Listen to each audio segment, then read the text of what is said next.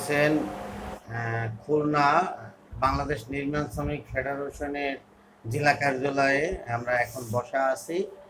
তো এই আমার পাশে যিনি বসা ইনি হচ্ছেন আমাদের মিরাজ ভাই, জেলা কমিটির সভাপতি।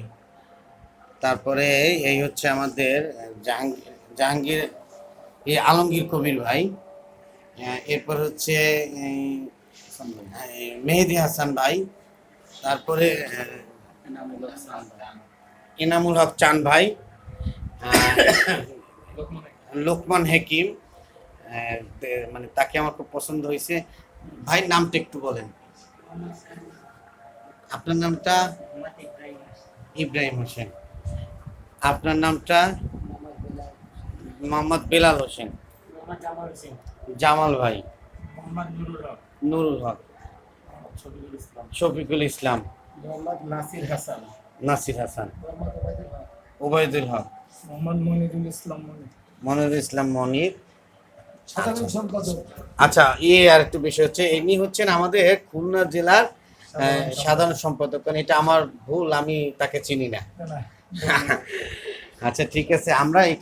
আমরা শ্রমিক ভাইরা সবাই একত্রিত হয়েছি। দেশের মানে বর্তমান যে পরিস্থিতি সব মিলিয়ে আমাদের এখানে অন্তত কত আছে সদস্য? 400-র উপরে আমাদের এখানে কার্ডধারী সদস্য আছে, আর বেনামে তো আছি। তো আমরা সবাই একত্রিত হতে পারি নাই। এই জন্য খুলনার সকল শ্রমিক ভাইয়ের কাছে আমি আন্তরিকভাবে দুঃখিত। দেশের এই অবস্থায় তারপর আমরা একটু বসেছি, যাতে আমরা কাজবাজের অবস্থা খুবই খারাপ। সবাই আমাদের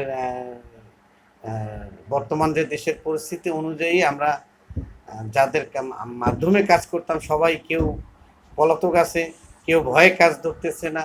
কিন্তু আমরা যারা শ্রমিক ভাই আছি আমাদের দিকটা কিন্তু কেউ দেখতেছে না। অনেকের বাড়িতে এখন বাজার নাই, অনেকে খুব অসহায় অবস্থায় আছে, কারণ নির্মাণ সেক্টরটাই হচ্ছে সম্পূর্ণ টাকার উপরে ডিপেন্ড করে। টাকা থেমে গেছে তো মানে কাজ থেমে গেছে। যারা রিক্সা চালায় তাদের প্রতিদিন পেট্রোল মারলেই টাকা আছে। তো সেই হিসাবে আমরা একটু খুলনায় আসছিলাম সর্বোপরি সবাই মিলে, যাতে আমরা অরাজকতার মধ্যে না থাকি। আমরা যেন মানে প্যাডের অভাবে ইসের লুটতারাজ না করি। আমরা সবাই সবাই সুন্দর শান্তিতে আমরা আগামী দিনগুলো কাটাতে পারবো। আল্লাহ হাফেজ, আসসালামু আলাইকুম।